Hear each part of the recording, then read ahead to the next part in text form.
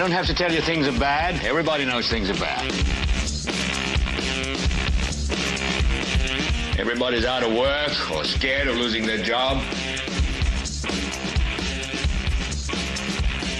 The dollar buys a nickel's worth. Banks are going bust. Shopkeepers keep a gun under the counter. Punks are running wild in the street, and there's nobody anywhere who seems to know what to do, and there's no end to it.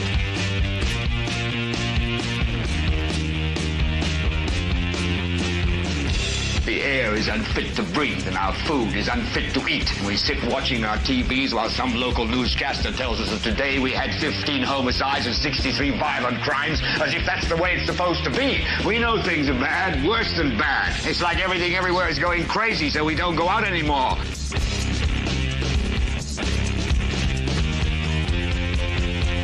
We sit in the house, and slowly the world we're living in is getting smaller, and all we say is, please, at least leave us alone in our living rooms. Let me have my toaster and my TV and my steel-belted radios, and I won't say anything. Just leave us alone. Well, I'm not going to leave you alone. I want you to get mad. I don't want you to protest. I don't want you to riot. I don't want you to write to your congressman, because I wouldn't know what to tell you to write. I don't know what to do about the depression and the inflation and the Russians and the crime in the street. All I know is that first, you've got to get mad. You've got to say, I'm a human being. God damn it. My life has value. So, I want you to get up now. I want all of you to get up out of your chairs. I want you to get up right now and go to the window, open it, and stick your head out and yell, I'm as mad as hell, and I'm not going to take this anymore. Well, hello there, ladies and gentlemen. And before we get into anything truly crazy, first off, Ian Burnett, I know that you're like, this Bilbrey dude is a major asshole. I promise, dude, I am going to get with you, and I am going to try and come to the meeting. I am going to try and make that happen. It's just been a crazy, it's been a crazy last couple of months since Election Day. Since the Sunday before Election Day, life has been insane. My grandfather is now done with all of the treatments and everything, so I don't have to have that necessarily handcuffing me, and things are a little bit more smooth. So I'm going to try to get with you. I promise you, I'm not as big of an asshole as you think that I am. I'm actually worse, but okay. Well, hey, ladies and gentlemen, this is the episode.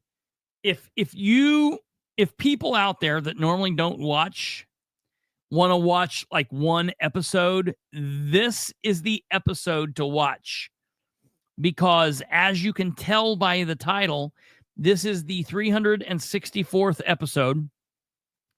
And the title is Bilbrey Was Wrong, and he admits it. Now, some of you have been watching me for years, and you have never witnessed me being wrong before. I generally just am not wrong. You know, maybe once every, how long is it for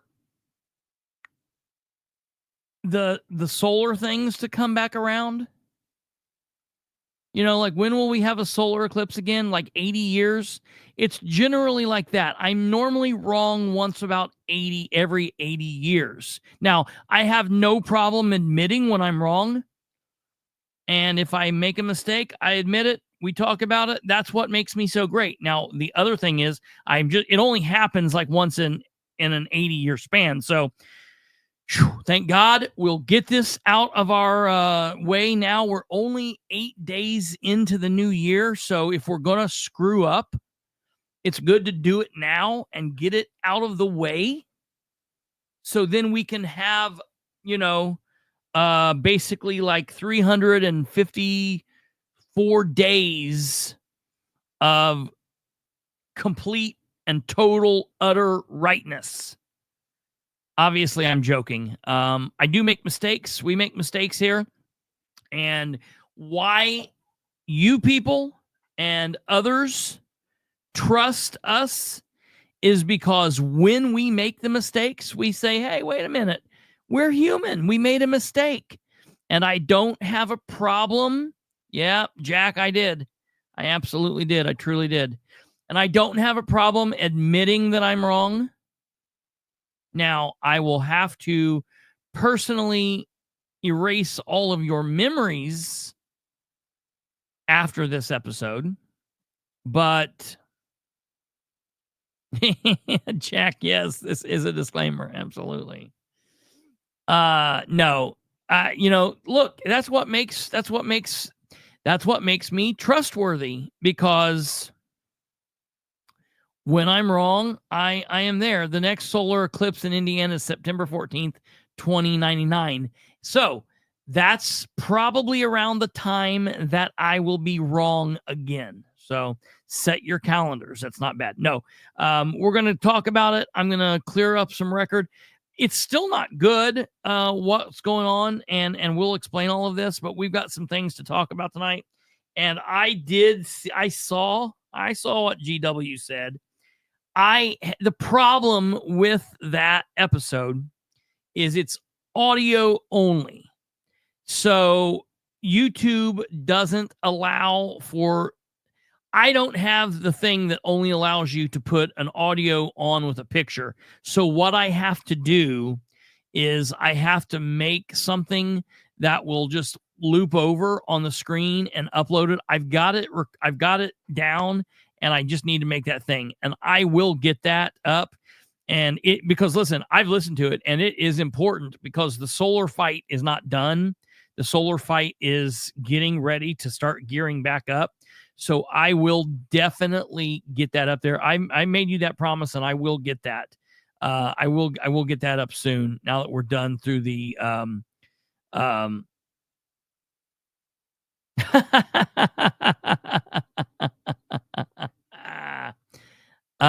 we will get that done.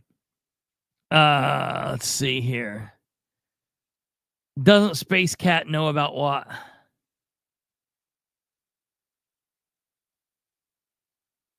Knows about tech stuff. I don't know. I don't know who Space Cat is. I don't know. Maybe so. I know what I know what I need to do. It's just not as easy as just doing like one of these or making a standard video. I have to set something, and it's easier to do than what I'm letting on. It's just not been something with all the other craziness that I've been able to do, but I will get that up. So I'll have to apologize to everyone for for believing in you. Yes. Yeah. No, I will get that up here soon. I promise you that I will get that up here soon, because it is important for people to hear. And I'll tell you this: the moratorium ends the 1st of March, but those people will be in here from renewable rehab or whatever, renewable generate, whatever the name is of the solar, the evil empire. They're going to be in here meeting with Delaware County citizens in the first week of February. So I want to get it up here real soon, because I want to get it up so people can listen to it before they have those meetings when they're coming door to door. So I will work with getting that up. Okay. Let me look back here and make sure we've got everything set up here. Why is it doing that? Oh, I get it. Okay, I see what's going on here. Bilbrey Eats Crow 364. That would have been perfectly fine. Yes, absolutely. That would have been good. Let me see here.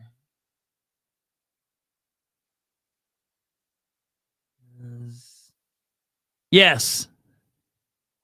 Matter of fact, I've listened to it a couple times as I've been working on things. So yeah, yes.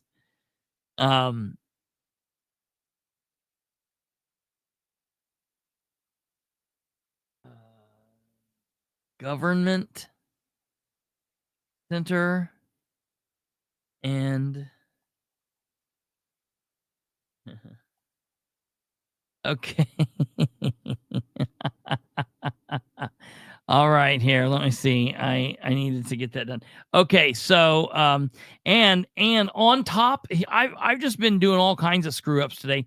On top of screwing up and then realizing that I screwed up, I also made Kate have to do something really sucky right before we went live. I had to make her put some stuff in the overlays, and it's not bad when you're putting like 1 or 2 pictures in, but when you've got to put like 14 in or 12, 13, 14, it sucks. So I've screwed up in all kinds of ways today. Why does it suck?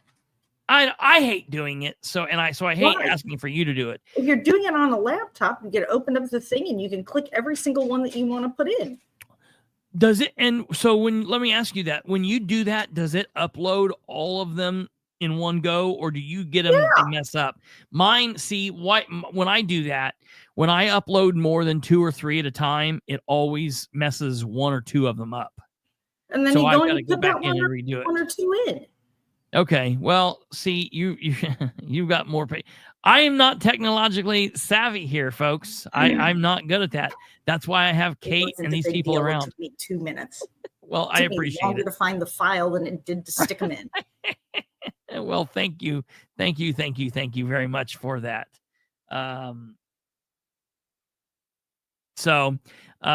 This is going, and listen, I hate computers. Absolutely. There is no question that is a true statement. That is absolutely a true statement. That's exactly right, Jack. You know, we've got the right people in the right places here, for a reason. Okay, I've got all of that done now. Now we can get back to doing what? Rocket science, stupid. Absolutely. Okay, so let's do all of this. Because I'm having such a bad day, go ahead and give us the thumb. Thumb us if you could. We would really love to be thumbed by you all. If you could thumb us, that would be great. Hit the bell. Subscribe to the show if you haven't. And if you're watching live, let us know you're here. Let us know what your thoughts are. Let us know how wonderful I am for coming out and doing this mea culpa. Nobody else does that. In a world of politics, everybody just lies. And when people normally screw up politically, they just say, oh, no, I didn't. That was somebody else's fault. And they keep going. So at least I tell you, that's exactly right, Stumblefoot. And so let us know that you're here and what you think about and how great of a guy I am. And do all of that. That's wonderful. And then comment down below if you're here. If you want to follow us on the YouTubes, well, you're here if you are, or Rumble or Facebook and X, that's all there. My phone number's there, the studio line to text or call. Please text would be preferable. Emails are all there. Everything's there. And okay. First and foremost, this is going to be a pretty, yes, that is absolutely right. That's exactly correct. That was my campaign promise in 2020 as well. I actually ran in 2015. But yeah, I promised to put the very best people in the very best places. And I'm not afraid to delegate. And I am a bit of a control freak. So I do understand that aspect of Ridenhour. And, but that's why I'm not running for mayor.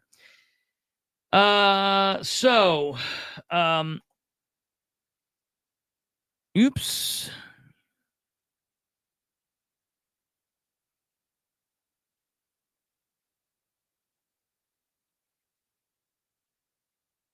Okay. So tonight's show is going to be a pretty, it puts the lotion on there. Tonight's show is going to be pretty heavily leaning in the damn it. It's going to be pretty heavily leaning in the Henry County direction. Okay. We've got a couple things that we need to talk about. We've got to talk about the Henry County Commissioners meeting today. Okay. So it was Hoon the Loon's first commissioner meeting this morning at 11, and it was quite interesting.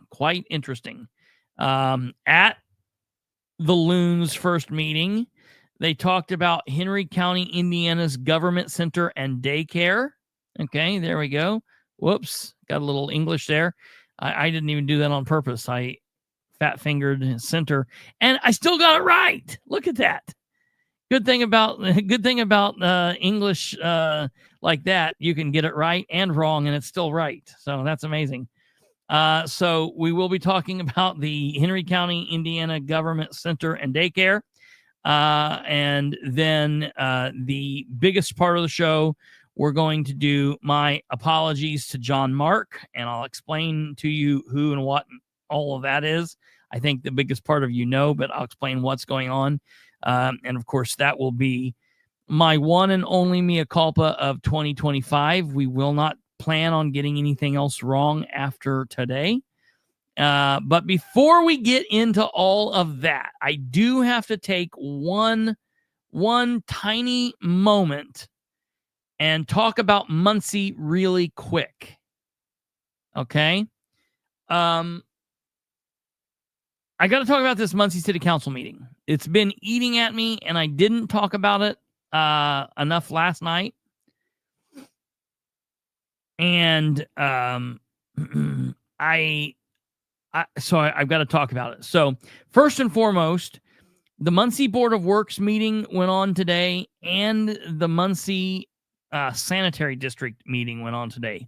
Now, we are going to watch the Muncie Board of Works and the Muncie Sanitary District meeting, but we're not going to watch them tonight because of everything else that I've got to do. So we will work on watching them tomorrow. I believe that Catherine is going to be coming on tomorrow, but we will do a quick segment. And tomorrow what we'll do is we'll just watch the Board of Works meeting and the Sanitary District meeting back to back. It will only be like the Board of Works was like 9 minutes and the Sanitary District meeting was like 14. So we'll just watch them. We won't watch the whole thing, but I'm going to give you the bullet points on what's happening. And let me tell you, the Sanitary District meeting without having Brand there, it didn't run as smooth. I'll say that. So that's what we'll do tomorrow before we get heavy into the Madison County stuff. But I need to talk about this Muncie City Council meeting one last time. And I'm very frustrated because a couple weeks ago, a source had notified me that the Democrats that control the council had named who the president and vice president was going to be. And I came out and announced that it was going to be Mason from District 6 as president and vice president Brandon Garrett, an at-large councilman. And I didn't have a bead on who the reading secretary was going to be. And now, as we know, it turned out to be Billy Mack, who is also an at-large councilman. And so, okay, it is what it is. I don't like that the Democrats met. They are a quorum. There's 6 of them, so they're a super majority.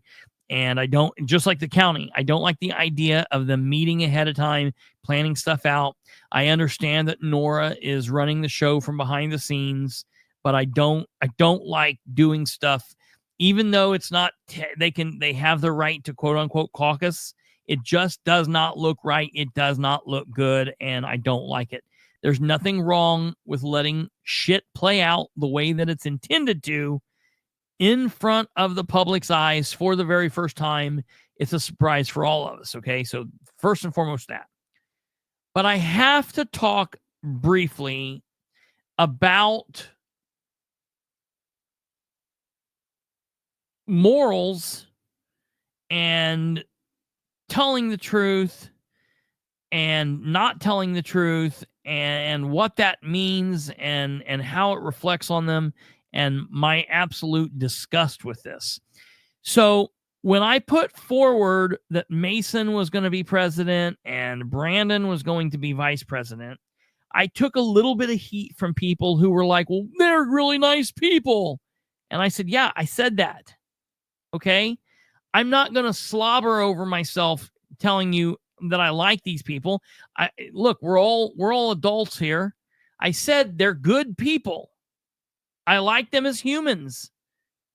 And they don't, either one of them really show me anything in the way of counselors for various reasons. But that's okay for me to feel like that. All right. They're okay people. They're good people. I like them as people. I would talk to them. I'd consider them friends, whatever. Okay. That's that. All right.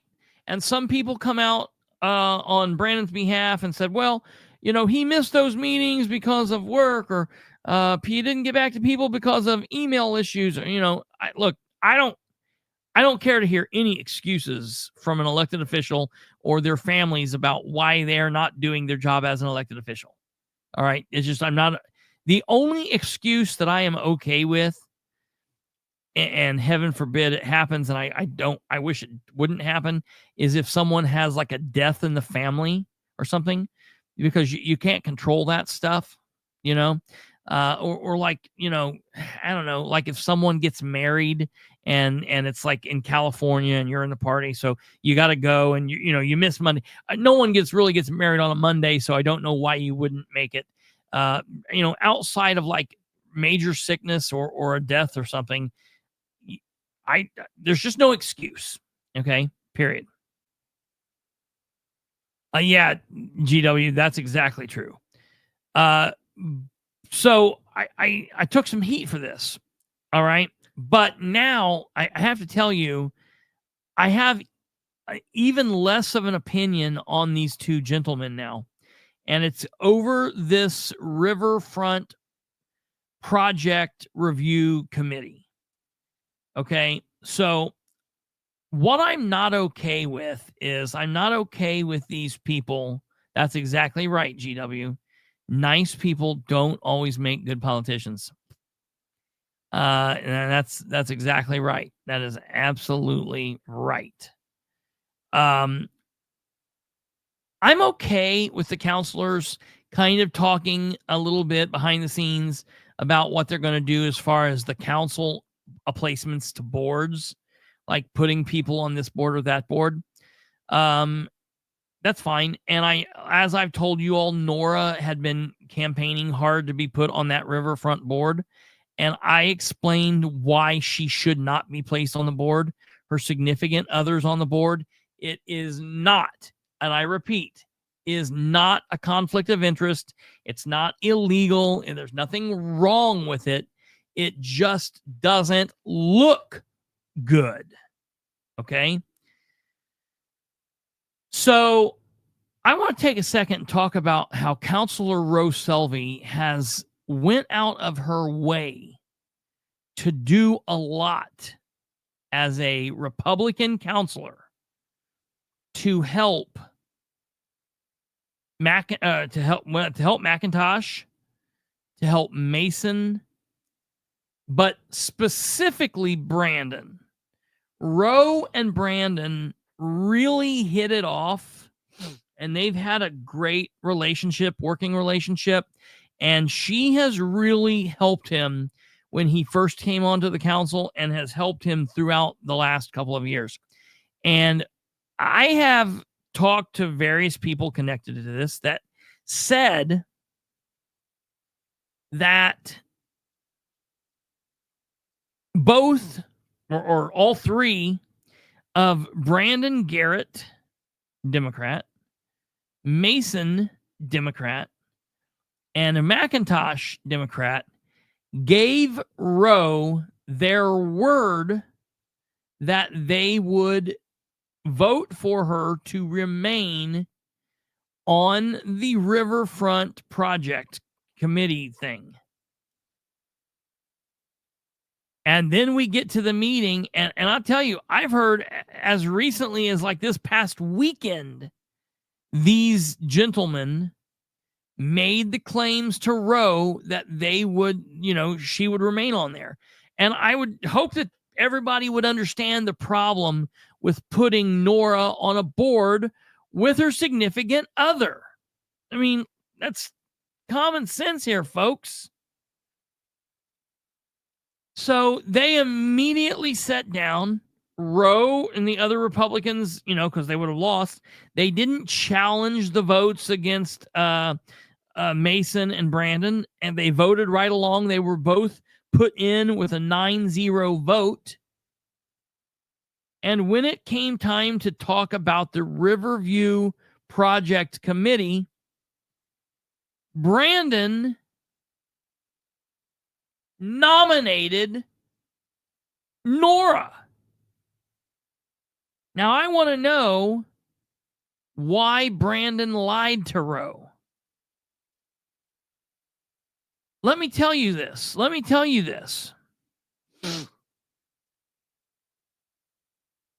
Sarah Gullion approached Roe and said, hey, I'm not going to vote for you. I don't have a problem with that, because she was upfront and honest. If Brandon and if Mason would have said, we're voting for Nora, they would have been perfectly fine. They can vote for however they want. My problem is when they're lying to their friends, when they're lying to their coworkers, to their cohorts, when the fellow counselors on the council, we're screwed. If they're going to lie to each other, they are sure as hell going to lie to us. So I'm just saying, I hope Roe comes after them. I hope she quits helping them. I hope that Roe will, if it means doing services for the city, she will work with them. She'll do whatever. I don't question that. But I know that there have been times that Roe has added people to ordinances and things when they've not done much and they've just been along because it's helped them. And I would say, there's no need to do that. If they're going to play politics, if they're going to get down and dirty and play the politics like this, then Roe needs to do the same thing, and the other Republicans need to listen. And I know the Democrats have control, but those Republicans can put them on their heels and can jerk a knot in their tail and let them know we're not going to go along with all this nonsense. Okay, they're not only there to check and balance the mayor, but they're there to check and balance each other as well. So I just wanted to mention just for a moment how it's not a good thing to continue to keep putting yourself in a position where you're doing dumb shit that I find out about, because it makes you a target for being on the show and being talked about. And why just do your job and do it the best you can, and have some kind of standard and moral, and just don't lie. Specifically, don't be a counselor who lies, because if you lie, now they've lied. Now they've been caught in a lie. I can't trust them. That trust is eroded. So it is what it is, but I'm a little pissy about that. So I just wanted to bring that up. Also, I'm about getting to the point, and people might say that I'm crazy. I'm about getting to the point where I could say I would back Roe to run for mayor. And that might be crazy. Maybe I would not like it, or I would regret it, but Roe is really doing a good job. Now there's, I don't know. Maybe I'll regret that. Maybe I'll change my mind. But as of this point, like I could see that. I could see getting behind that. So, okay, on with that. So now moving into, absolutely, Alva, 100%, big hello to Catherine back from vacay. I think she's going to be on tomorrow, so that will be fun. So, okay, moving on from there. Like I said, we got to focus on Henry County, and before we get in, I'm just I dread it. But before we get into all of that, I want to talk about this first commissioners meeting of the new year.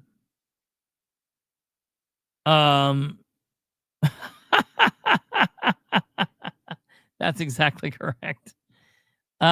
So the Henry County commissioners meeting took place at 11 o'clock today. And I was told ahead of time that this crazy idea for the daycare was going to be on the agenda. And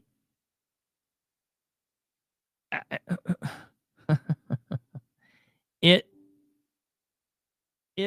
blows my mind, okay, first off, that's something that we'd be talking about. But all right, if they want to talk about it, good, open it up. At least it's going to be something that's going to be talked about, so we can kind of get to the bottom of this and people can express their thoughts and their feelings, and hopefully express those thoughts and feelings in an appropriate manner, and be able to speak up and tell people how they feel. So okay, here's the Henry County meeting. Now, remember, this is the one that's kind of quiet. So what I'm going to do is I'm going to play it, and I'm going to mute my microphone. And then when I want you guys to listen, and I'm not going to go back and forth a lot. I'm going to try to go through it, let you guys hear it, and then I'll talk to you. There might be a point or two where I'll need to stop. And if so, I will pause it, and I will hold up my hand and remind you guys I'm getting ready to come back on, so I don't blow your eardrums out. Okay? So we're going to start this meeting, and we're going to watch just a second of this and see kind of how this goes. So I'm going to get ready to play it, let you guys get kind of a beat on what the sound is like, because I think they've worked on the sound a little bit, but it's still quiet. So here we go. In our deliberations today, may we consider all perspectives with open hearts and minds and make decisions that best serve our community. We pray for the unity and collaboration in all we do. In your name we pray. Amen.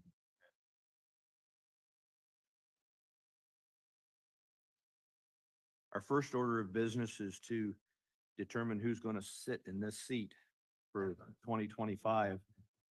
I would like to open the meeting.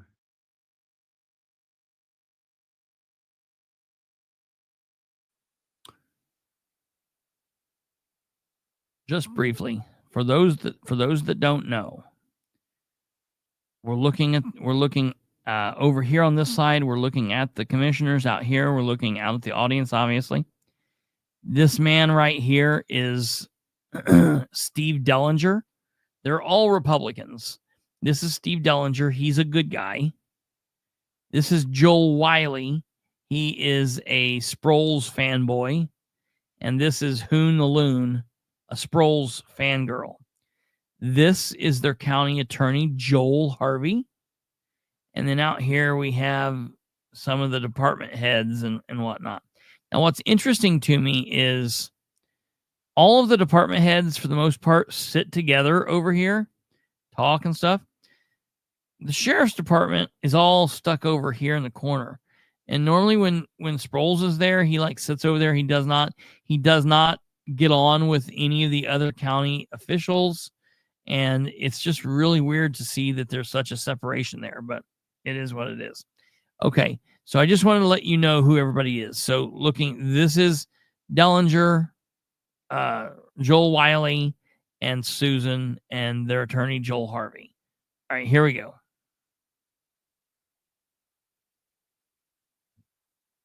with the nomination to elect the president of the Henry County Commissioners. Any nominations? I would,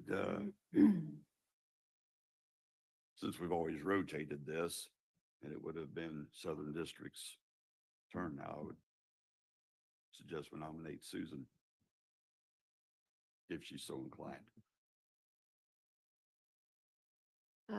Steve, I was going to nominate you since you have more experience than myself. Would you be willing to consider changing the order? Well, I guess you have to decline the nomination. I second Steve Dellinger's. Anybody, all those in favor signify by saying aye. Aye. Steve Dellinger's president. Have the gavel.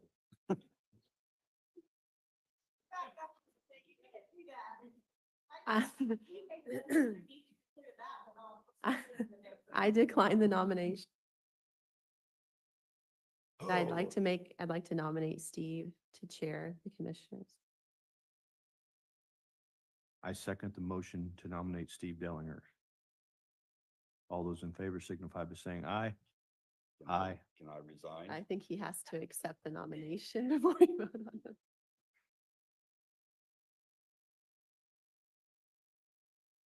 Okay, I got to come in and talk about this. What was that? Joel, like what? What in the hell was that?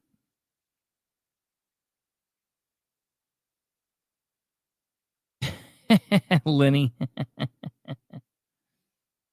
What is this? Okay. So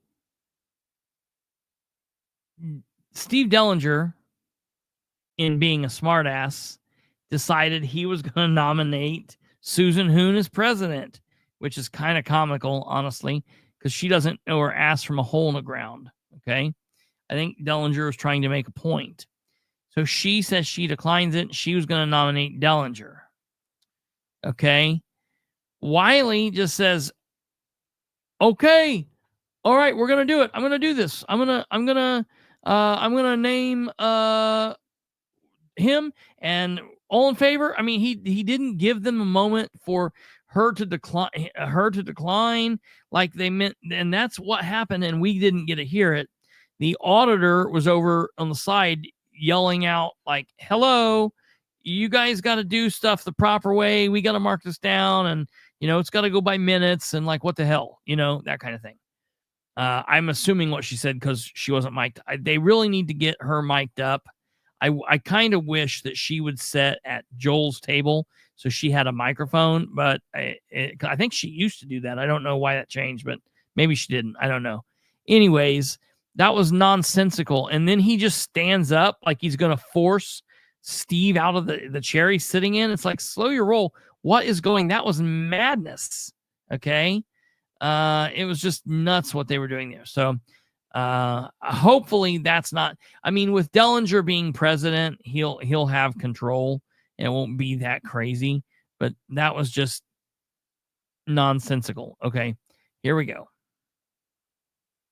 Steve, are you willing to accept the nomination? Yeah. Reluctantly. Thank you, Steve. You don't have to change seats, Joe. We can just finish this meeting the way it is. All righty. Have the commissioners had an opportunity to review the minutes? If so, do I have a motion? Can we do vice president first? Oh, I guess we can. I mean, you're allowed to do And that. Open the meeting for nominations for vice president. I nominate Joe.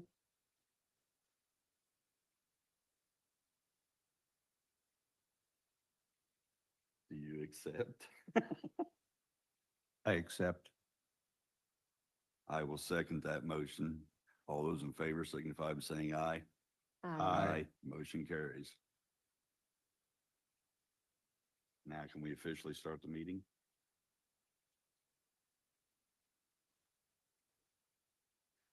Okay, have the commissioners had the opportunity to review minutes previous meeting? And if so, do I have a motion? I move to accept the minutes. Do I have a second? I would abstain because I wasn't participating in the meeting, but I'll second it. All those in favor signify by saying aye. Aye. Motion carries 2 to 1 abstain. As the commissioners had an opportunity to review the claims, and if so, do I have a motion? I make a motion to approve the claims. second. All those in favor signify by saying aye. Aye. Aye. Motion carries 3-0. Have the commissioners had the opportunity to review payroll, and if so, do I have a motion? I'll make a motion to approve the payroll. Second. I have a motion and a second. All those in favor signify by saying aye. Aye. Aye. Aye. Motion carries 3-0. Steve, Yes, can we set the date and times of the commissioners' meetings? Was it? I didn't know if we was gonna do that now. We're under new business, but. Oh, yeah, I guess I did skip that, didn't I? Well, I'm open to suggestions on the times we want to continue like they are, or is there any other suggestions?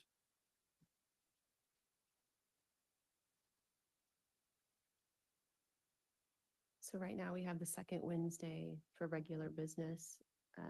Is the, We have the second and the fourth Wednesday. The Are- for second- regular business? Yeah, the second Wednesday is at 11 o'clock and the third, or the fourth Wednesday is at 6. I did have one elected official suggest that we move the fourth Wednesday up, because unless we have something that the public is interested in. Is that something we would want to consider doing And what do you mean by up? earlier in the day so it's easier for department heads to attend? And I don't have a strong preference. I do think if it's something that our constituents care about, it's good to have it after work hours. But if it's regular business, I don't care either way if we move it up. The council did that. We moved up the meeting unless it was something that we felt the public cared about. So Mostly because I've heard both sides and I've heard. I'm sorry, wouldn't even regular business be something that the public might potentially be interested in? Haha, you got them before I did. But yes, so first of all, regular business, the paying of the claims and everything is something that the regular public should care about. Absolutely. The problem here is, number one,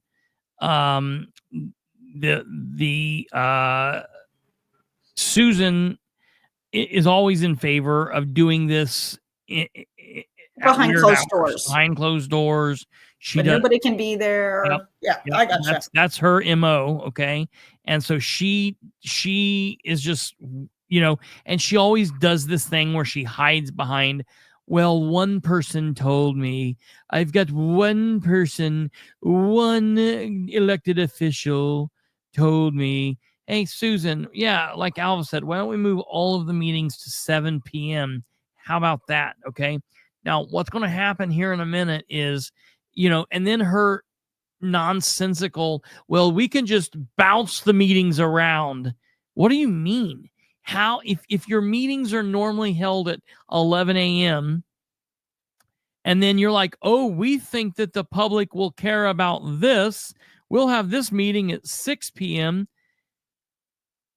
First of all, who gets to decide what the public cares about? You know what I would do? I would just send them an email to every meeting saying, hey, I care about this meeting. Please set it to 6. I'll be there. And then just not attend. And then next time say, oh, hey, I care about this meeting. I'm going to be there. Move it to 6. And then not, whatever. So it's stupid. And he calls her out about this. But Susan, if you're out there watching, or if any of your sycophants will get this to you, do me a favor. Quit governing from the perspective that you're the only citizen in the county. Okay. You and your husband and the gaggle of kids. There are a lot more people in the county than you, Susan. Okay. So quit governing from the perspective of what's best beneficial for you and your family. I hate you're putting me in a position where I'm going to have to say, it doesn't seem like being a government elected public servant is best for your family. And I think you should not be in this position, but it is what it is. I don't understand. So that's crazy shit, bad cop. That's nuts. All right, moving on here. So I'm on the fence. I think we're here to serve the public. I want to make sure that's what we're doing and we're not shortchanging them being able to be here. So you two tell me what your preference is. Is it appropriate we have a number of department heads here today. Is it appropriate to scan the audience and see what they think? I don't care one way or another. So show of hands, who wants to move the meetings up? If we have one of each, I have several department heads here. Okay.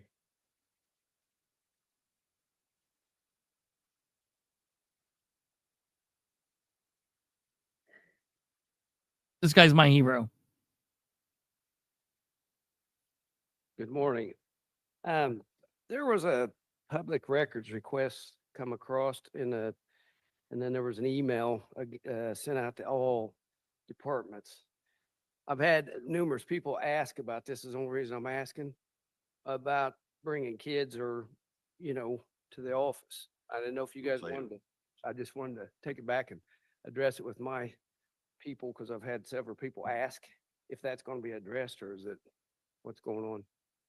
Well, it can be addressed under new business. If you want to wait till then, we do it. Yep. Be more than happy to do it then. I just want to know if you want to move the meetings or not. Oh. Well, I thought know, maybe we've you had an this- opinion. Since you got me up here, we've had this both ways. Mm-hmm. Years ago, it got addressed as being bad because nobody could come in the evenings Yeah, because they always have them during the day. Now we're moving them back. that's So, why we're asking. Yeah. What do you Yeah. guys think? Because I like the fact that more department heads show up Mhm. and I'm all for that. And I don't know what time frame we're talking about moving them up to. I know that the public, and that's who we're here to serve, can't get here in the middle of the day because most of them Right. work. So I want to know what the appetite of most of the people that are here right now. Well, my opinion is I'd put a request out there because some of my employees like to come to some of them, but I don't like dragging them out of the offices when we do it. So might consider that. Okay. Okay. So, yeah, K-Mama, absolutely. So, this guy, that guy that was right there talking, is their surveyor, Steve Rust. And that dude's like a boss. I'm going to go back to what Space Cat said. This is the most bizarre, awkward meeting. Nobody knows no one knows what's going on. They're doing a poll to see if they want to move the meetings back and forth. And this guy's like, screw it. I want to get down and talk about this daycare nonsense. So I thought that was funny, but it's like, why is everybody so out of touch with what's actually happening here? It's weird. So that's funky. But I like that he said it. But then I also like that he's for number one, keeping the meetings where they are to help the public. He doesn't want to move them back. And I also like that he's talking about, like, I would like department heads to be here and other employees, but I'm not a big fan of pulling them out of the workday to bring them here, which also makes sense because, see, that's Delaware County and Madison County and Randolph County and pretty much every other county's claim. That's why they have meetings in the daytime, because it's when the county employees and the department heads are at work, so they can attend the meeting. Wait a minute. I don't want you to be attending the meeting when your ass should be in your department doing the work that you're getting paid to do. Most of you people sitting in here don't even have a reason to be here. So why don't we have these in the evenings when you're off work and you can attend, and just say it like this? Hey, you're a department head. It's mandatory that you come to these meetings. So figure out your schedule from there.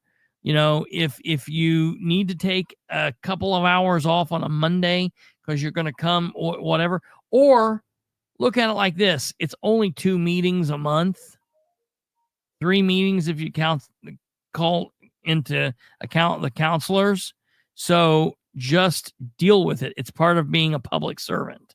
So yeah, Kamala, are they more concerned with the department heads or being there for the public?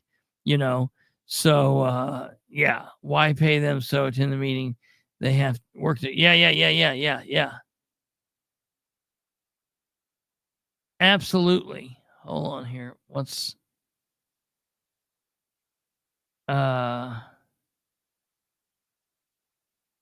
yes, C Tweebird, absolutely. 100%. Okay, here we go. We're moving forward. Let me find out where we're at here. Okay, here we go.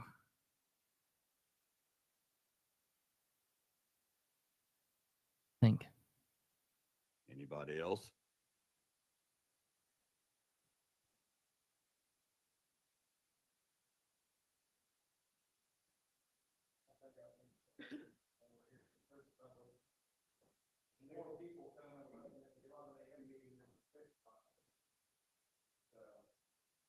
Is that?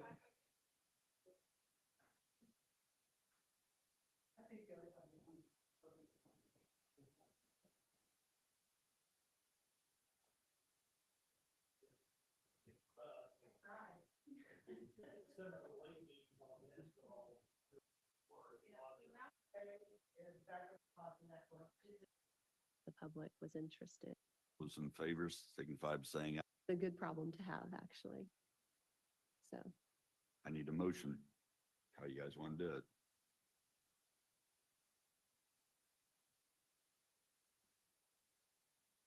I'll make a motion to leave it as is. The second Wednesday at 11, the fourth Wednesday at 6.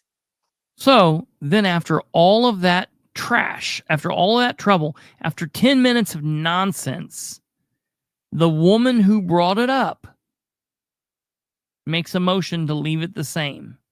This is the nonsense that I'm talking about with her. What?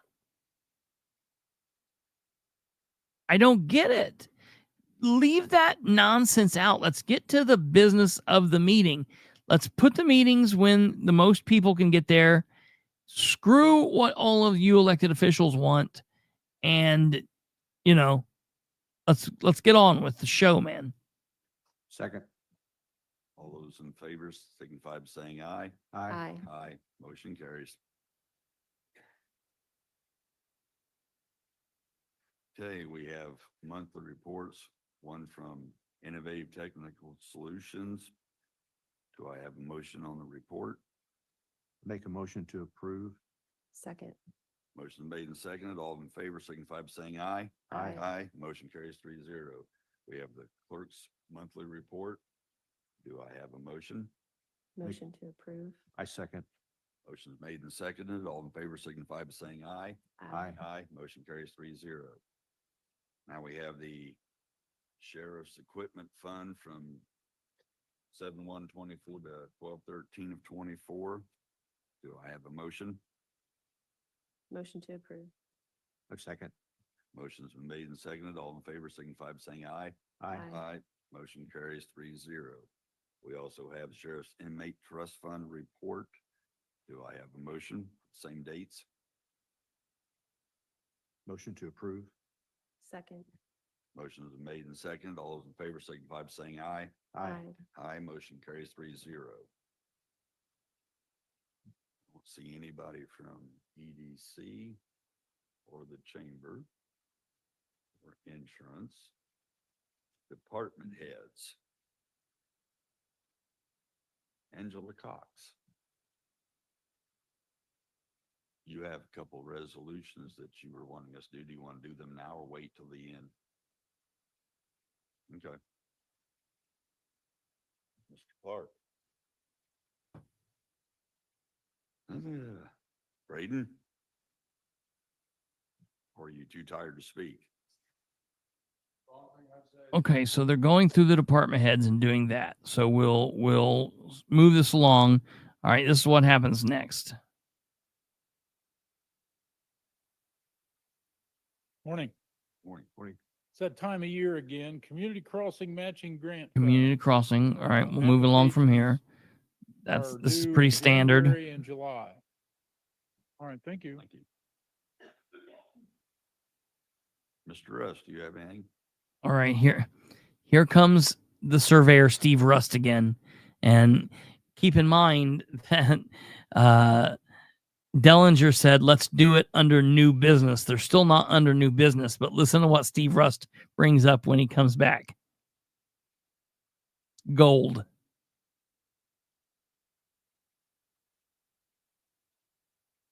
Want to apologize for stepping out of turn there, but this countywide email come out and I was just want some clarification on it. I've had questions asked, if it's going to go anywhere, or what we're going to do with it on the kids coming in. It hasn't been publicly discussed. I know we've had several record requests. I got one yesterday for that email. I think all the commissioners did. I didn't know if it's going to be discussed or not, or if we're going to get another thing on it. I just want to clarify so I can tell my employees and that, you know, if case if it does come up. I can, I can give you my thoughts since it Okay. started with me. Is that okay? All right. So I think that the conversation could go 3 different ways. We could just say no, which is okay. I think that right now the employee handbook doesn't speak against it. I know that Bill had one employee that might want their child to sit with them during a school delay. I can't remember the example. I think that is already the way the employee handbook is. I think Bill already has the privilege to honor that or not. I think if it is done more than rarely, it would need to be turned into a program. That's the only way I've seen where it actually works. And those programs that I've seen are very tightly controlled. And I could just share some of the criteria. And I'm not advocating for this program yet because I just started to research it. But the ones that I saw that actually looked like they worked, you have to apply to your department head just to enter the program. And that doesn't give you access to do it at any specific time. You just apply to be considered. A child could never be any place that is dangerous at all in any way. They always have to be with their parents. And then every time something happens, so I'm sorry, I don't know which employee Bill was referring to, but if she applied to the program and Bill approved her, she'd still have to contact him and say, my school has a 1-hour school delay today. Is this a day where it might work for my child to sit with me for an hour?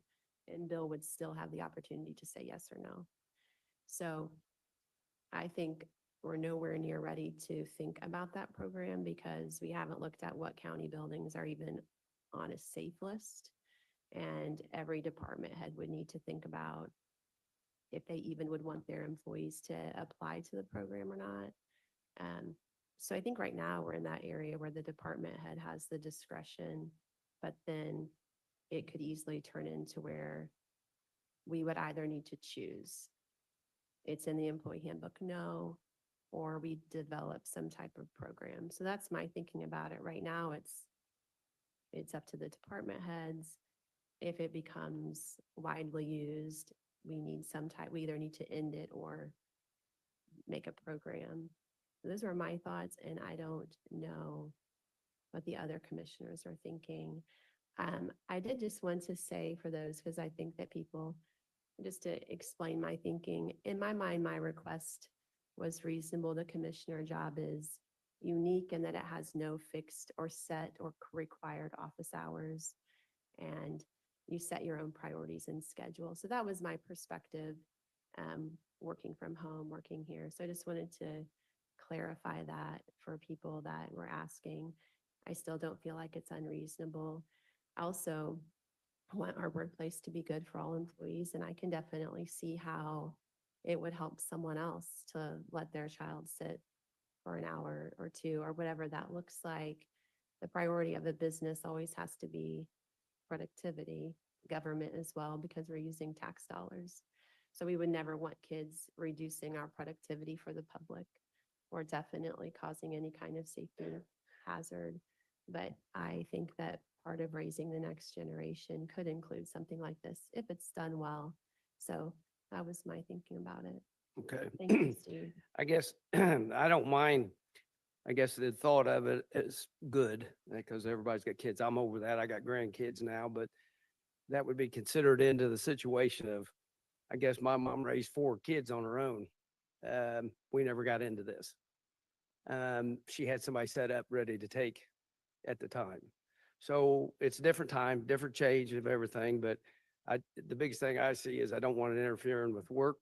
You know, we're here paid by the county to get work and liability. I guess that's my 2 main concerns with the situation. My mom made it through 24 years of kids and never had to take them. I never went to work with her once. I just trying to understand so I can put, tell my employees to try to be as fair to them as we can. Absolutely. Yeah. I also want to say some of the programs I looked at, it's not just, oh, I don't have any place for my kid today, but a child can benefit so much, once a week. If your child can sit beside you for an hour without interrupting your work, they can learn a lot. And then that's Okay. All right. Okay. Okay.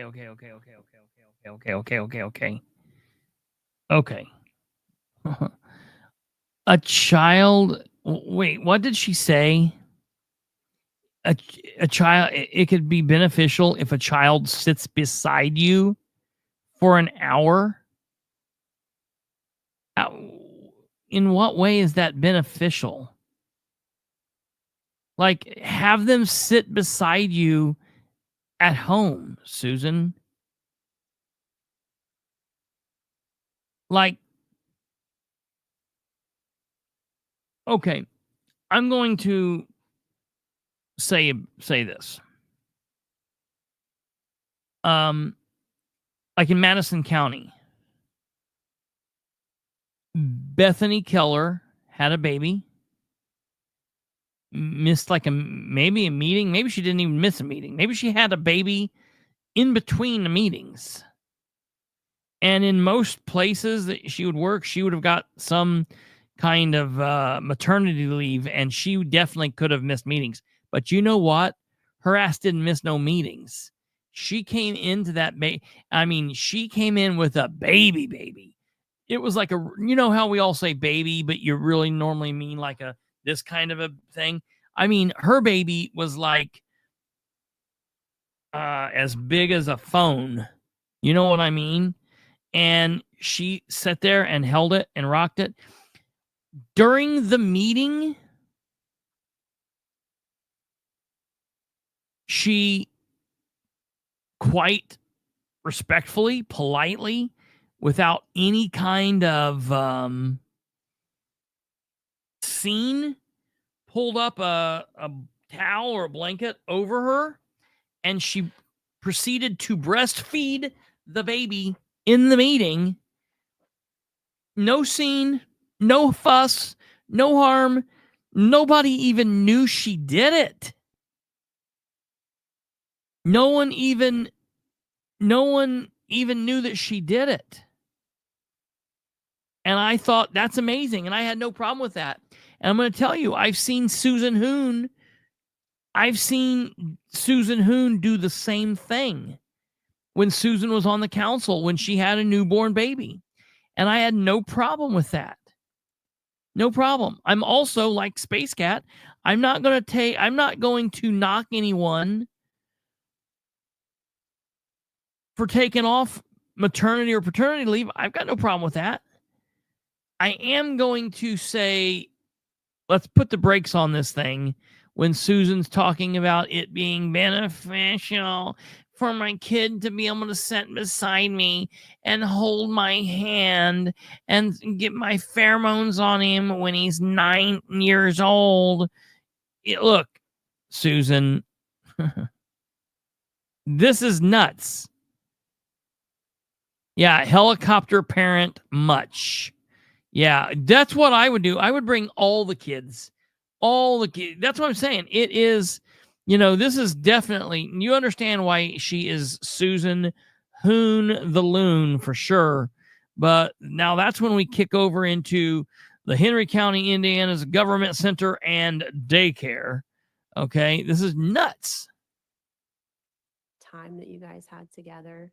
If it doesn't interrupt the work office at all, and is able. It's not going to not interrupt the work office at all. Yeah, kids are pretty well known distractors. Um, I don't. Able to be a blessing. I think that builds our families, and I think that's a good thing. But always, of course, productivity, serving the county, and safety. And so that's Absolutely, Space Cat. Well, I've got a grandson loves to come to work with me, but I got to draw the line because I'm out of the office about 80% of the time, and he's in my. Tweety Bird. She's got like 4 or 5 kids, I think. Definitely 3, maybe like 4 or 5. And I think that they're all somewhere around the ages of, like, if my memory serves me, I mean, we're definitely talking about school age children. So we're talking about like 2nd, 3rd, 4th graders, that kind of age range, and, but do you understand? She would get more work for the county done Yeah. at home, Yeah. working from home, than trying to bring the kids into work. Yes. Absolutely. 100%. Which And I'm I fine say with this too. as a homeschool Yeah. parent Mm-hmm. who has done Absolutely. this as a military wife and a working mother. Yeah. I get more done at home, working from home, than I ever could taking them into the office. Yeah. Right. Because every time I'm at an office doing stuff, people are coming in and asking questions, and then the kids get pushed off to the side. Yeah. Right. And that stuff gets delayed. Yeah. At Well, home, I can work around them, not Yeah. them work around me. Yeah. Absolutely. Yeah. And yeah, that's exactly right. Because, and the other thing here, keep in mind, what she's currently fending off and trying to defend against is these parents that are like, well, we want to bring our kid. Well, I didn't get to bring my kid in for an hour. She's not wanting to bring a kid in for an hour. What that original email was talking about was bringing her kids there and homeschooling her kids there, because she homeschools her kids.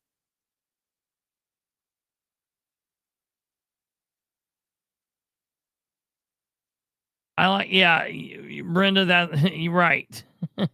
Yes. Bring back Bobby. A car for the county, which I assume probably, when I understood years ago, the county workers are the only ones supposed to be in the cars.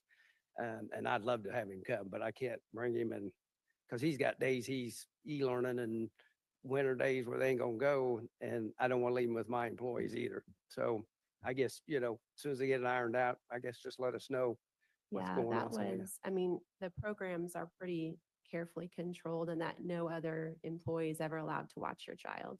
Yeah, That's a liability issue. yeah, And they always have to be with you, right? yeah. Well, but And you have to sign a liability waiver. So if you're Right. not the legal guardian, you can't Right. sign a liability waiver. Okay. and I think originally, if you check, I don't know, I is was they gonna can't say be. that's, when this came up, Here we go. Here comes the common sense.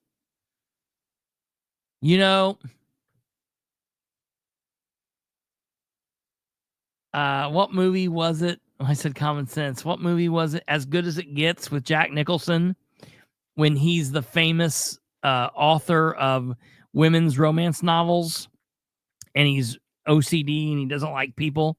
And the woman comes into the elevator with him, and she's like, oh, whatever his name is, Jack Nicholson. How do you write the mind? How do you know the mind of a woman so much? And he says, simple. I think like a man, and then I take out all reason and common sense and all of the stuff, and then, like, there you have it. And she, like, gets off the elevator pissed off, and I'm joking, obviously. I know a lot of brilliant women, but I'll just say Susan Hoon is not one of them. suggestion of using different offices. There's material in the offices that has to be secured, and that's why the one office up there is always locked. So in order to accommodate that, I had to reach out to the people who would be affected because that material had to be moved. So that started this ball rolling. And so I reached out to those people because they're going to be affected, how we move stuff, where we move stuff, what can be secure, what can't be secured in order to accommodate your request. I also reached out to legal to find out where we stood as far as liability, vulnerability, and accountability. Plus, I reached out to our insurance provider to find out whether we were even covered. The suggestion by both, and correct me if I'm wrong, was there's nothing illegal about doing it, but it is highly recommended that we don't. Would that be a safe assumption? Yeah, I think from the risk management standpoint, that was the insurer's recommendation, definitely, that, you know, the more people you have in here, the more risk you can run. And then, I mean, I think, yeah, that you accurately summarized what I guess the insurer's standpoint was from a risk management issue. So that was my feeling on it. And I also worry about the productivity because we all know that our kids are around us. We pay more attention to them than we do what we're actually doing. So, and rightfully so, but especially depending on the age group. Because the only other way to cure that would be to start some sort of daycare program that we really don't have the resources to do. And there's a bunch of criteria, which also changes, according to our insurance provider, changes our coverage and how we do that because we have to answer to a whole nother set of guidelines. So this got pretty muddy pretty quick. So we went through and kind of polled most of the offices, and it didn't seem like it was very welcomed, an idea. We've lost employees in the past because we couldn't accommodate them having their children here. We lost the secretary this last summer because what she was going to pay for daycare to watch her kids was more than she made working here. So it wasn't profitable for her to continue. So the other aspect of that is opening yourselves up for possible lawsuits because we didn't make those accommodations and we're willing to consider making them now. And I talked to Joel about that to see where we were. And that was the other thing when we were talking was this is not recommended that something we need to get involved in. But that's my opinion, 2 cents worth, and I'll get off my soapbox. But I guess it's the appetite of the general public here or this board to decide what we're going to do. I would make a motion that we leave it as is for now. And I'll continue to research, and maybe next month I can bring something to the department heads about what a program might actually look like and if it is something we don't even want to consider. All right, well, I appreciate it. Just keep us updated so we know which way to go, so we don't get everybody confused and everybody starts doing everything. So appreciate it. Thank you. So she's going to look into it and bring it up and make a motion. You know, now again, she took all this time doing all this nonsense, bringing all this up, and then we're not going to do it. We need to shit can this idea. She needs to stay at home with the kids, and we need to caucus Bobby back in as commissioner. That's my idea. She will come in next month with a huge bill for additional. Yeah, right. Just completely insane, man. I don't understand. She is. Yeah, give me a call. What's that? I will call tomorrow. What's this? Oh, I see. You got all right. You guys taking it. So, all right, cool. Will there be a bring your pet to work day? Yes, right. Well, so that was Susan's big first day. From there, they basically we're working our way through. Go through standard meeting. Nothing much is really. There's no big issues. They go through. Piney's, and the other question I had was on Piney's agreement. They go through standard first of the month type of stuff, and that's basically that. So they adjourn, and that ends ends like that. So she made a big spectacle out of her first day, and I think she shows everybody why this was a bad choice. I hope. You know, the thing is, and I guarantee you, John Sproles is back there in the corner somewhere going, I understand what she's talking about. I think that, yes, that would be great, Danny. I would gladly volunteer for that. But I know that Sproles is like, yeah, I'm all for her bringing her kid to work. That would be wonderful. It's just not realistic, man. It doesn't make sense. It's nonsensical. So that's that. All right. Now, moving on from there. Whoops. Moving on from there. It's now time for what everybody's been waiting for. The big mea culpa. And I feel like I need to get out my figuring book for this, because I'm going to need to write some figures down. Maybe Kate. Oh, Kate got up. I'll have to wait till she comes back. Okay, so if everybody remembers, if you were all here last night, you'll probably recall the claims that we went through talking about the lawsuits with John Sproles. And I put them up on the screen and showed, I let everybody see, you know, the first bill that they gave me. Now, when I went through the numbers, and I gave you all the numbers pertaining to me, I was absolutely 1000% right on that. So, just to clear this up for the record and to make sure that yeah, Alva, that's exactly right. 24,000 and 82,000. You're right on it. I'm telling you, he's a historian for this show. He is the ombudsman. That's great. So, just to clarify this, this started in August of 2023, and it was August, October, December, February of 2024, March, April, May, June, July, August, September, November, okay, of 2024. And all of the highlighted figures are all pertinent to the lawsuit between myself and John Sproles, and John Sproles' ignorance and his attitude and his ego and his just the nonsense has cost the taxpayers of Henry County a grand total of $24,465.63.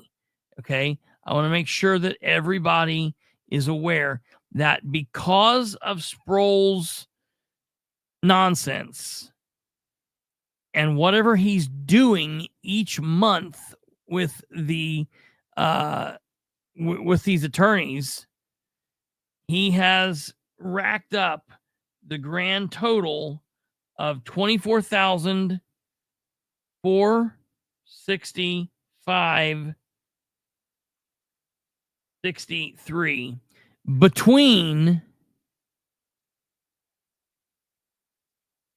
August of 2023 and November of 2024. Okay.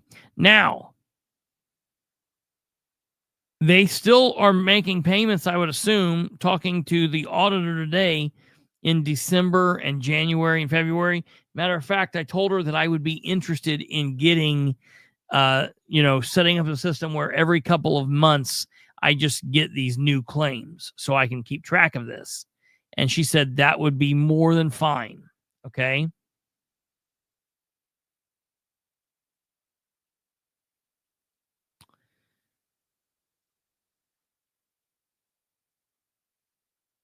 Yes, he does, Gerald. I've seen that. He does. It's true. It's crazy. Sproles is insane.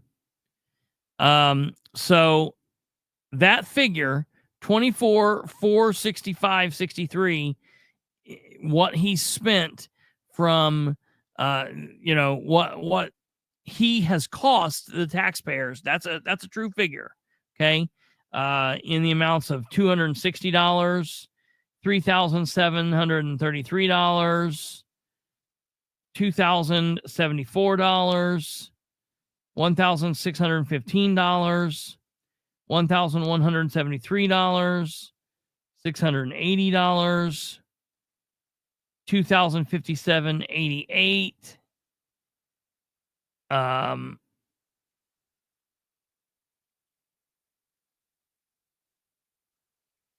Okay.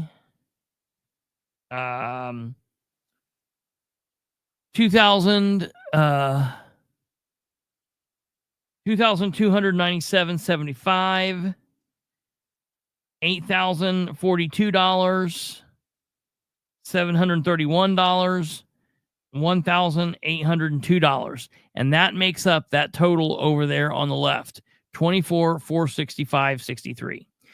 Now, after I went through that amount, I then went back through and I told you all that he had also, because of his ignorance, cost the taxpayers an additional $58,444.20.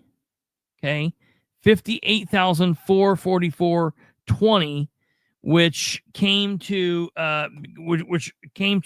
because of all of the other claims that the other lawsuits had kicked up, and so that they had spent that. So that figure was 58,444.20. Okay, and so that's what I told you. And that figure came from all of the claims on the sheet that is not highlighted. Okay, so all of the claims on the sheet that's not highlighted.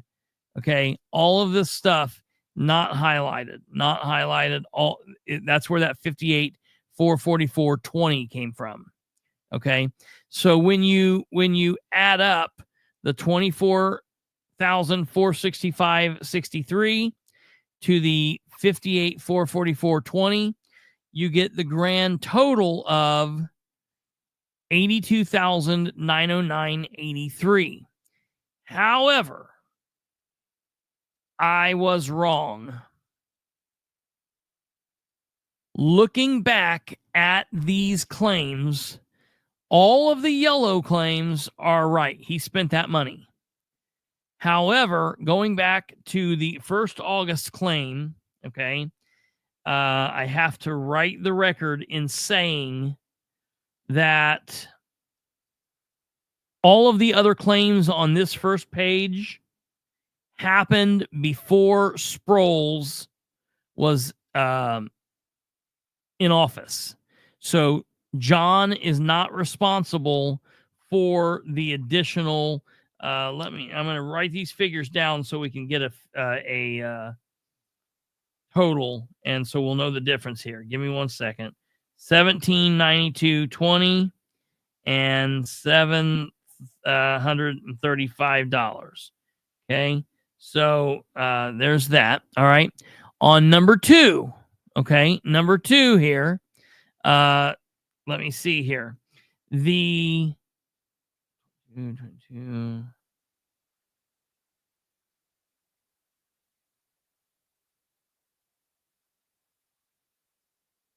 When was Sproles first put in office? In January of 23? January 23. Okay. So on the next month here, the month of October 2023, the other two claims besides my yellow claim, those were from before he was in office. Okay, so that's $417.60 and $70. Okay. Now from December of 2023, the other two claims again on the sheet happened before Sproles was in office. Okay, so that's an additional $917 and $295.20. Okay, moving on to February of 2023. There are an additional 1, 2, 3 claims on here. Lenny. There are an additional 3 claims on here, and those claims are $1,870.75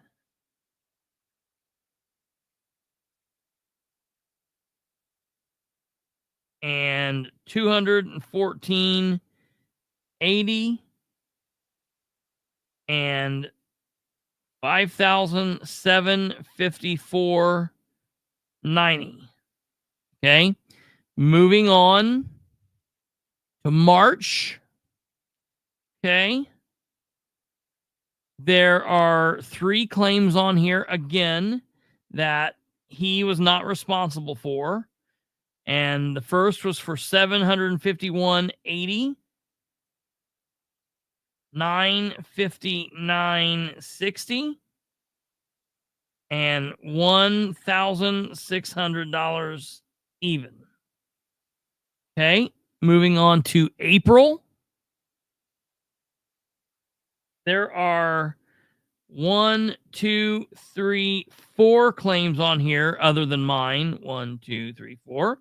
And those 4 claims he's not responsible for. $1,002.40, $35, $1,069.30, and $3,002.50.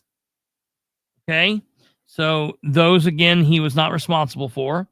Now we get to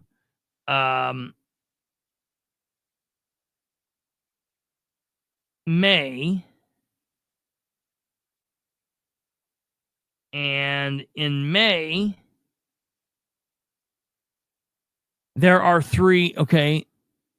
In May, then, there are 3 claims on here that he's not responsible for because they happened outside of his term. So that's $2,161.40, $1,568.10, and $20,397.50. Okay. Now, going in here to June, all the claims that you see on here, the yellow claim was my claim, so he owed it. But the claim at the top, that is current charges continued claim, date of loss is 10/17/23. That one John Sproles is responsible for, and that one was $1,200. So that one we won't add. That one he's responsible for. And so everything else was not added in because it was past due. They didn't pay it for whatever reason in April. So those are already were accounted for in the totals of the 2,161.40 from April, the 1,568.10 from April, and the 20,397.50 from April. Okay, so he did have another claim on there that was his. All right, now moving on to July.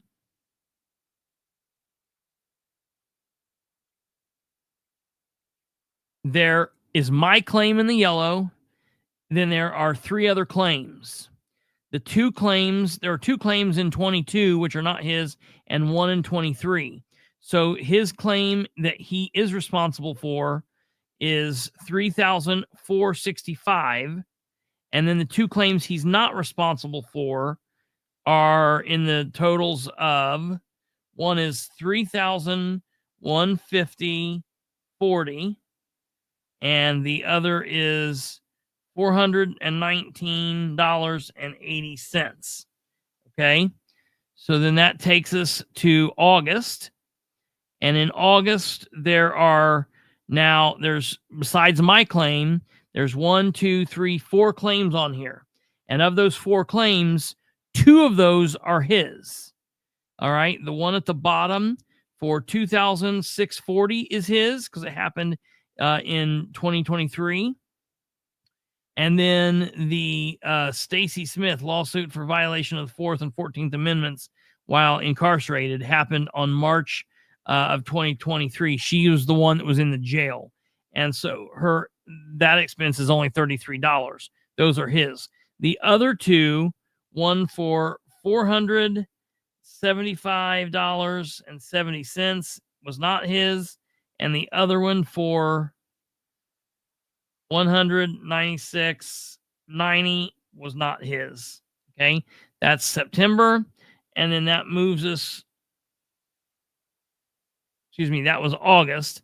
That moves us on to September. There were September's, and then that moves us on now. Or that was August. This moves us on to September. Okay, and there are, out of these 1, 2, 3, 4 claims that are not mine, 3 of them happened before he was there, and 1 of them happened while he was there. That one was the one that he owes is $181.50. The others are $39.55, $35 flat, and $690.60. Okay, and then for the final claim,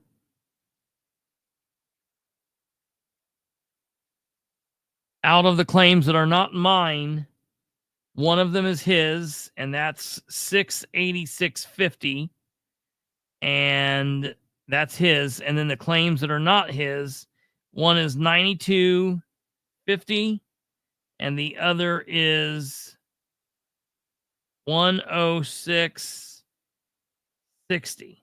Okay, now with all of that being gone through, give me a second here and I'll add this up and I will tell you what the grand total of the claims are. Okay, give me a second. 9,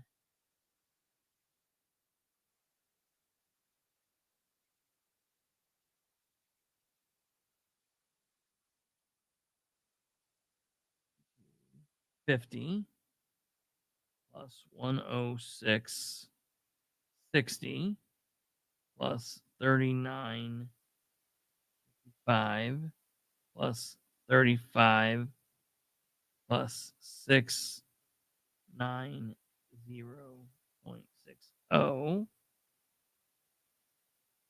plus 2,161.40 plus 1,568.10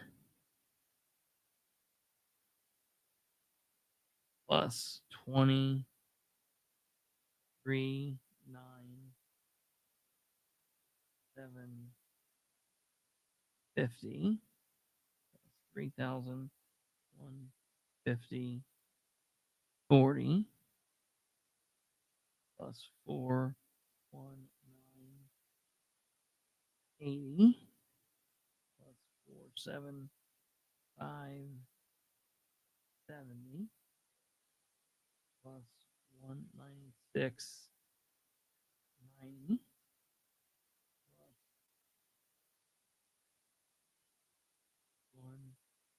1792,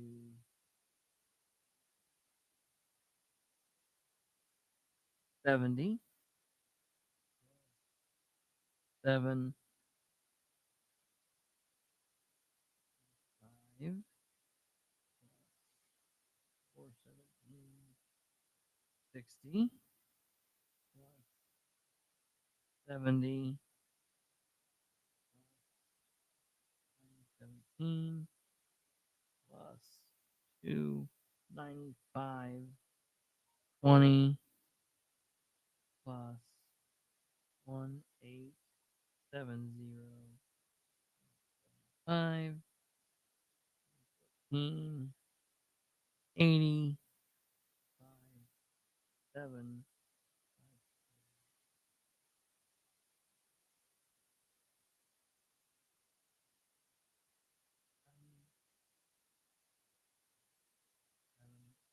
5, 1,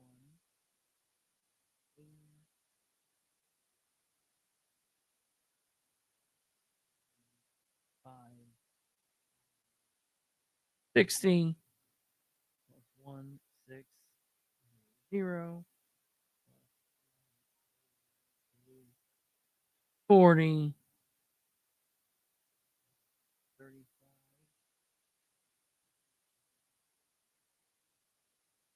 30, and finally 3, 0, 0, 2, 50 comes to 49, 8, 22, 60. Okay. So now we'll subtract that from 58, 444, 20 minus 49, 8, 22, 60. And that comes to 8,621.60. Okay. So in addition to my 24,465.63 that Sproles has cost the taxpayers.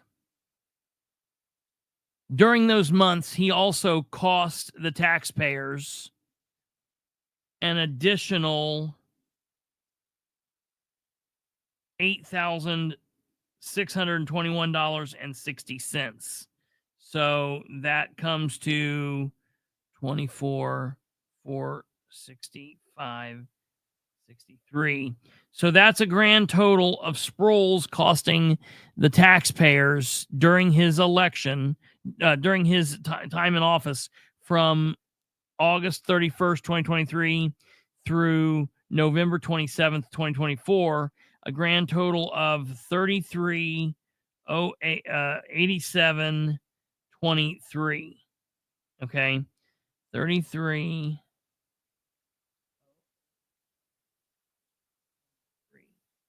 Okay. So that's the grand total there that he actually cost them in that time. Now, there will be more, and there will be more claims that are added on as we get further along from the suits that are currently going as they ramp up, and there are more court dates. We'll see more 2023s come on, I would assume. So that's that. Let me just double check the math here by entering this.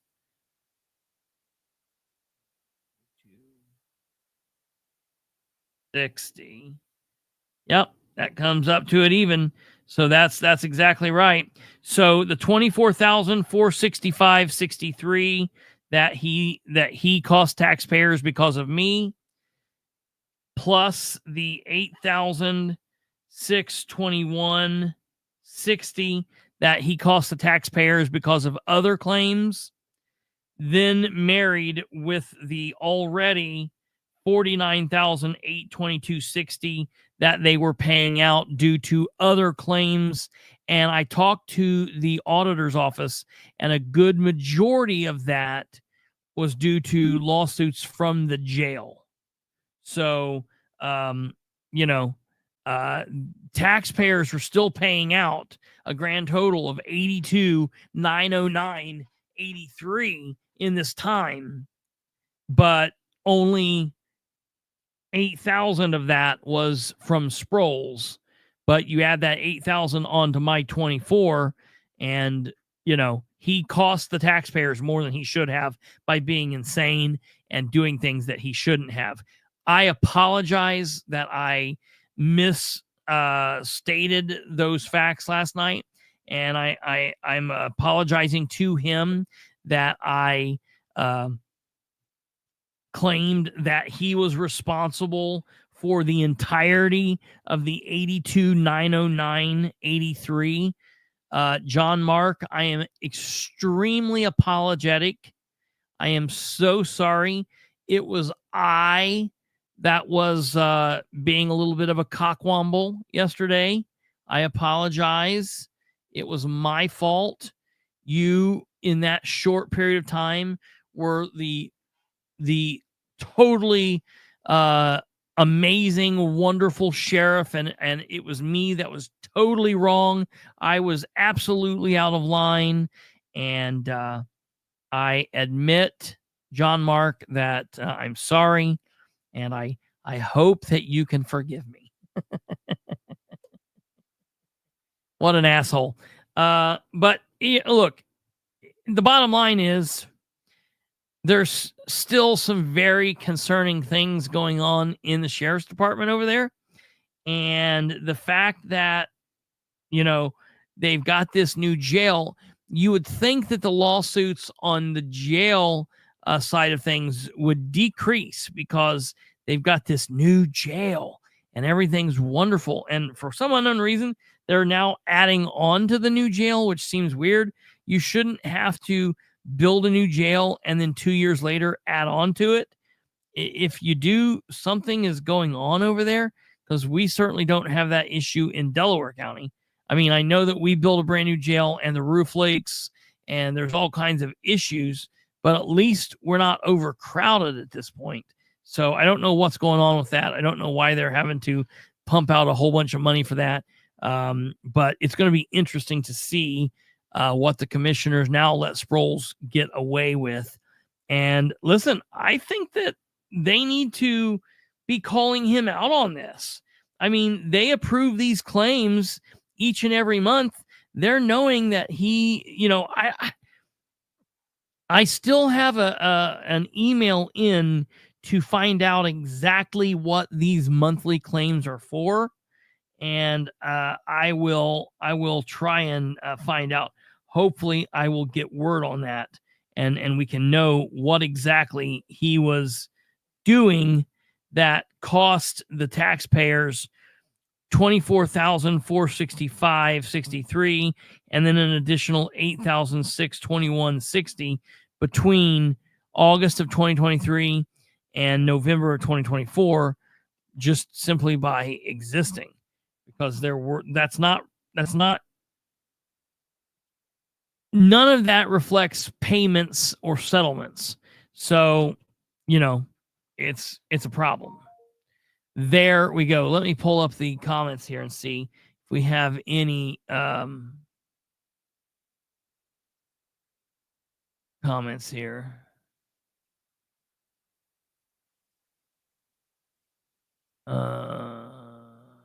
Yay.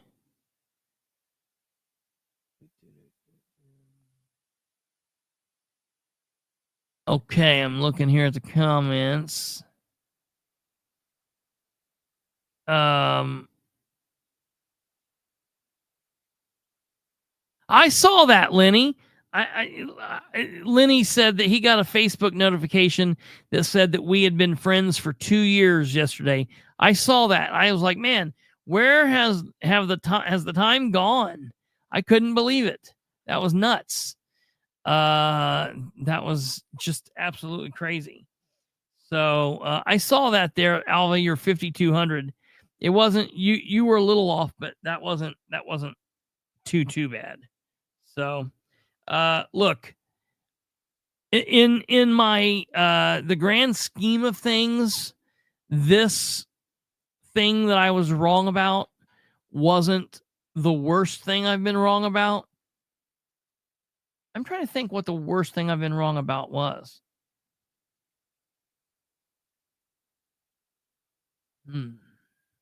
Oh, I think it would be that thing that you kept asking for records for and asking for records for, and they just wouldn't tell you, wouldn't tell you. And then like 4 months later came out and said something, but I can't remember what exactly that was. Was it about, no, man, I thought you were going to say something funny there, because I was going to say it was that time that I hired a plane to take pictures of Missy Williams in her underwear. But I was wrong about that. I shouldn't have done that.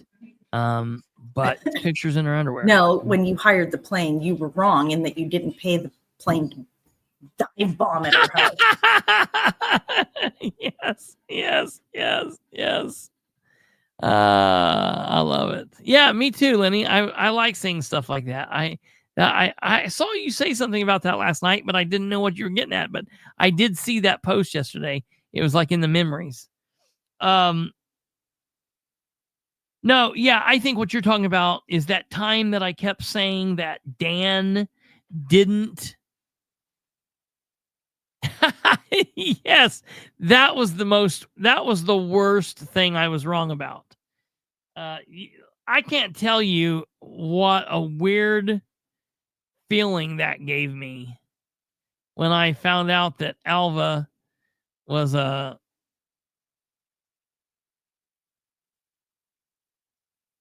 man older than I am living in Louisiana, and not like a 28-year-old blonde woman living in Louisiana.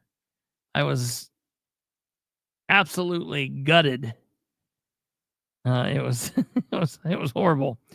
No, but that time that I was saying that Dan didn't go to the council to buy that land to do the solar stuff. And then we found out, because I was asking everybody, and the council was like, no, he didn't do it. And then I found out that he did. I still don't think that was very bad, because most of it, the fault was on the fact that Ridenhour wouldn't say, yes, I did, here's where it's at, or the council didn't do it, Oh, I know the thing I was most wrong about, and there's two things together. One, I supported J.D. Prescott, and the other, I supported Dan Ridenhour. And those are my two biggest mistakes. Just about as equally bad for different reasons. Very similar reasons, but also very different reasons.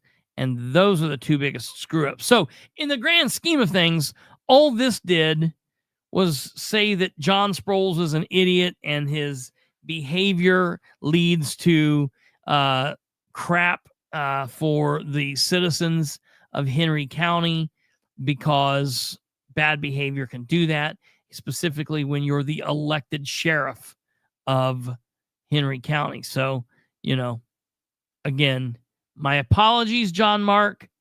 It won't happen again for another many years.